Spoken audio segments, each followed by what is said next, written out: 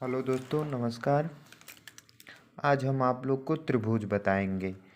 त्रिभुज की मैंने परिभाषाएं कुछ पहले से, जैसे आप लोग को लिखने में समय ज़्यादा लग जाता है वीडियो बनाते वक्त, इसलिए मैंने पहले से उनको लिख दिया। आज उनको मैं डिस्क्राइब आप लोग को कर दूंगा कि कैसे कहाँ से परिभाषाएं होती हैं। अब आपकी पॉइंट है पहले त्रिभुज। त्रिभुज होता क्या है? त्रिभुज जैसे किसी भी तीन भुजाओं से घिरी बंद आकृति को त्रिभुज कहते हैं। त्रिभुज में देखिए 1, 2, 3 भुजा होते हैं, 3 कोण होते हैं। ठीक है, त्रिभुज में 3 भुजा ए बी, बी सी, सी ए, ये 3 भुजा हैं। 3 कोण, कोण ए बी सी, कोण बी सी ए, कामा कोण सी ए बी। अब आप लोग को मैं यहाँ एक चीज़ बता रहा हूँ, ये जो आप जैसे कोण ए बी सी, जिस पॉइंट पर ये कोण बन रहा है वो बिंदु बीच में होता है। कोण बी सी ए, जिस पॉइंट पर ये बन रहा है वो बिंदु बीच में होता है, ऐसी ये चीज़ होता है। अब त्रिभुज के प्रकार, त्रिभुज एक तरह से समझिए ना क्लासिफाइड किए हैं हम अपने आधार पर। एक होता है भुजा के आधार पर, एक होता है कोण के आधार पर।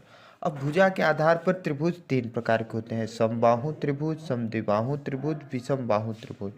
कोण के आधार पर भी त्रिभुज 3 प्रकार के होते हैं: समबाहु, सम न्यूनकोणीय, समकोणीय, अधिक कोणीय त्रिभुज। अब देखिए समबाहु त्रिभुज। समबाहु त्रिभुज के समबाहु त्रिभुज मतलब ऐसा त्रिभुज जिसके तीनों भुजाएं ए बी बराबर बी सी बराबर सी ए, तीनों कोण भुजा बराबर होते हैं, और तीनों कोण, कोण ए बी सी, कोण बी सी ए, कोण सी ए बी, तीनों कोण बराबर होते हैं, प्रत्येक 60 डिग्री के होते हैं। समद्विबाहु त्रिभुज ऐसा त्रिभुज जिसकी दो भुजाएं बराबर होती हैं और बराबर, जैसे देखिए आप समद्विबाहु त्रिभुज मैं आपको एक ड्रा कर रहा हूँ, ये दोनों बराबर हैं, ए बी सी, ए सी बराबर बी सी। अब ये बराबर भुजाओं के सामने, जैसे इसके सामने ये कोण बना और इसके सामने ये कोण बना, तो ये दोनों कोण भी बराबर होंगे। अब विषम बाहु त्रिभुज ऐसा त्रिभुज जिसकी कोई भी सभी भुजाओं की लंबाइयां भिन्न भिन्न होती हैं। कोण के आधार पर त्रिभुज, कोण के आधार पर भी त्रिभुज 3 प्रकार के होते हैं: न्यून कोणीय त्रिभुज, समकोणीय त्रिभुज, अधिक कोणीय त्रिभुज। न्यून कोणीय त्रिभुज ऐसा त्रिभुज जिसका प्रत्येक कोण 90 डिग्री से कम हो। न्यून कोण हम आपको पहले ही बता चुके हैं।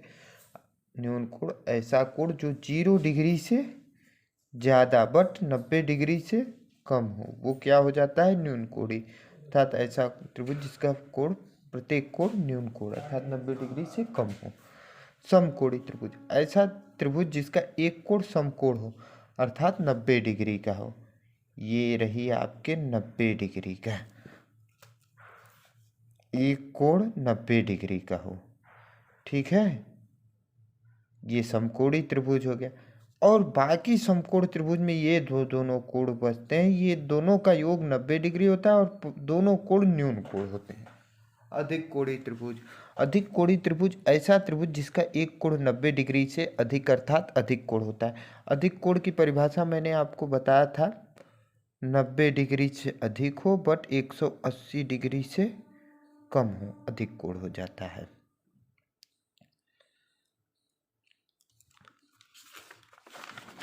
अब त्रिभुज से संबंधित कुछ नियम हैं मित्रों, उन नियमों को मैं बताऊंगा आपको।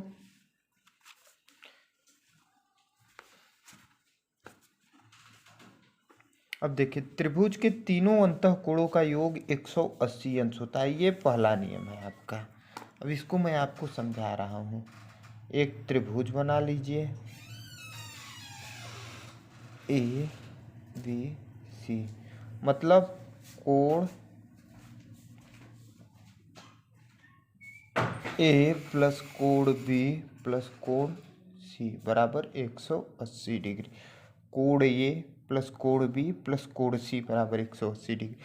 त्रिभुज में विकर्ण की संख्या मतलब 0 होती है। त्रिभुज में आप विकर्ण खींच ही नहीं पाओगे। विकर्ण हमेशा 4 भुजाओं से अधिक पे बन 4 भुजाएं या 4 भुजाएं से अधिक हैं जब किसी बहुभुज की तब बनता है।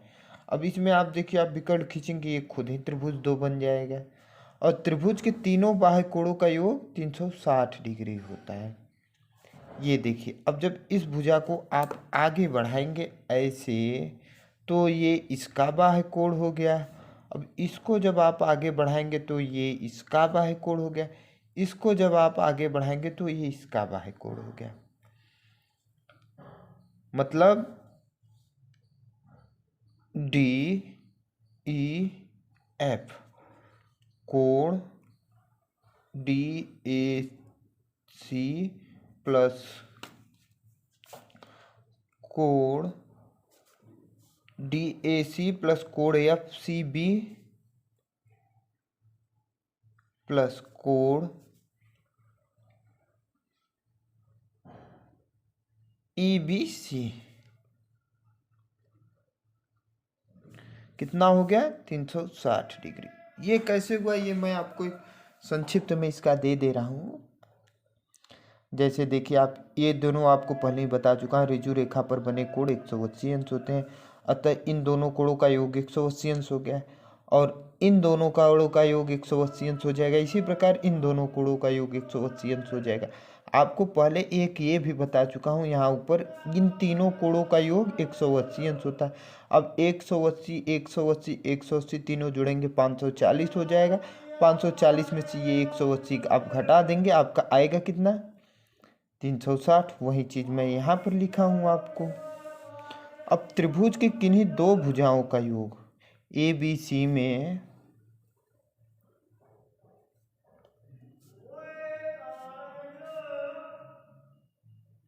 किन्हीं दो भुजाओं का योग हमेशा तीसरी से बड़ा होगा।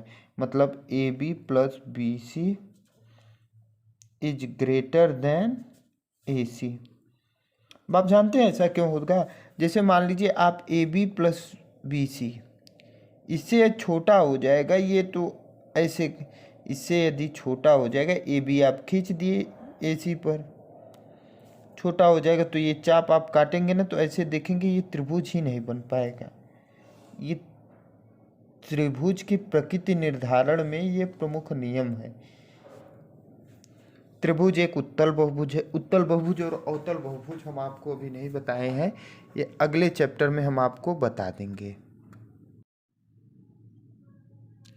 अब त्रिभुज में बड़े कोण की सामने की भुजा बड़ी होती है, छोटे कोण के सामने की भुजा छोटी होती है।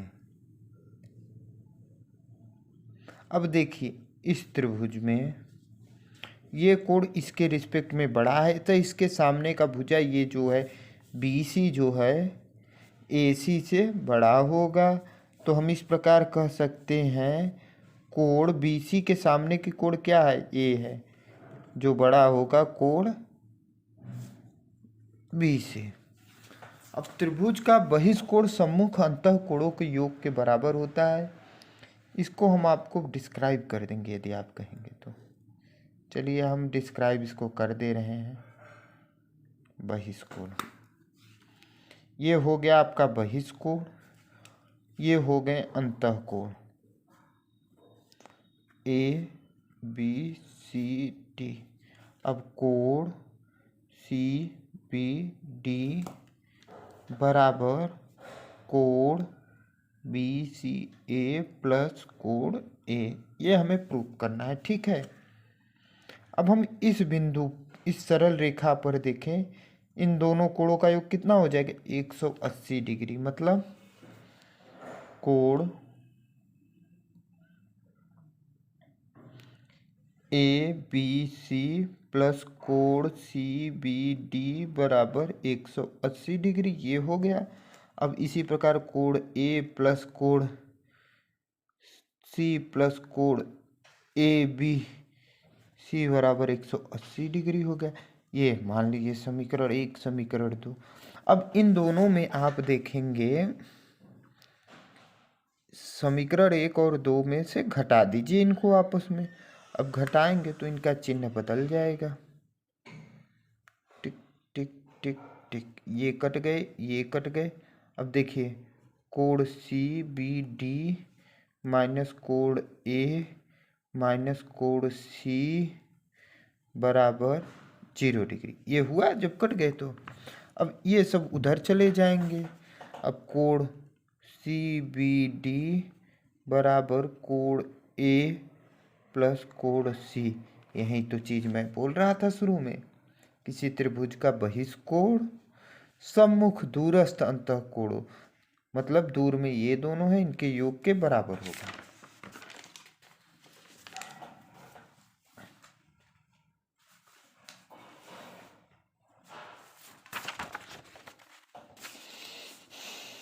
अब त्रिभुज से संबंधित कुछ प्रमेय हैं, जैसे पाइथागोरस प्रमेय।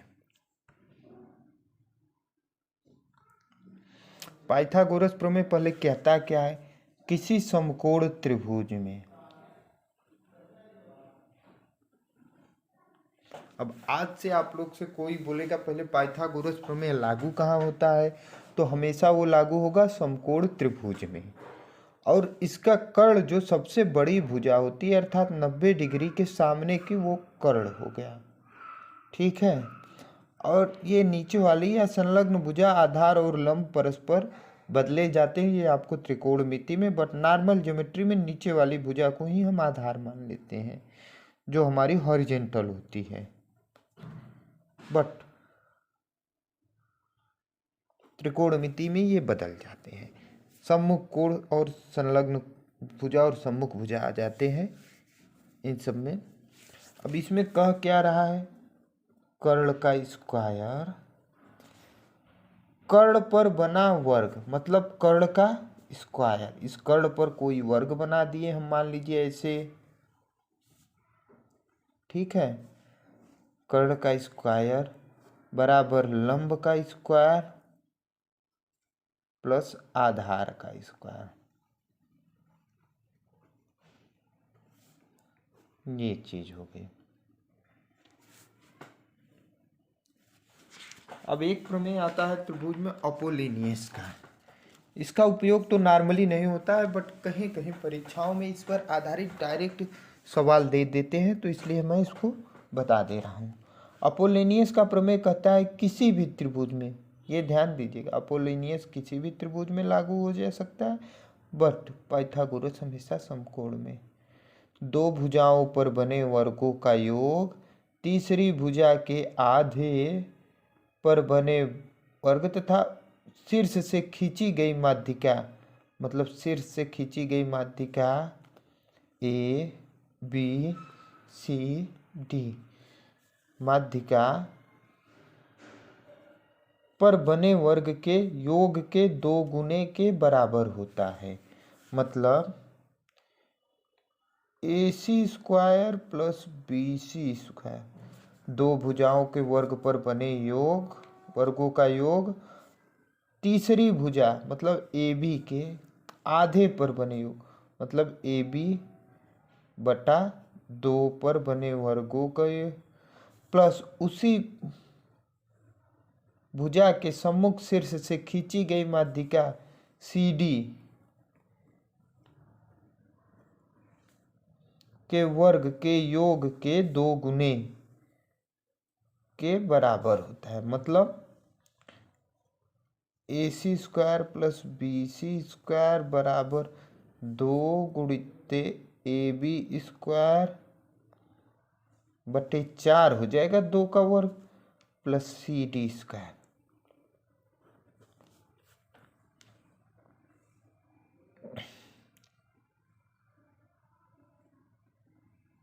ये हो गया। अपोलिनियस प्रमेय में ये चीज़ और है ना, कि जैसे ये तुरंत आ जाता है, ये आपको कहीं सवालों में क्या करेगा, इसका मान दे देगा, इसका दे देगा, इसका एक का दे देगा, माध्यिका पूछ लिया, माध्यिका देकर इस भुजा को पूछ लिया, तो आप कहीं भी डायरेक्ट रख कर आप ज्ञात कर सकते हैं।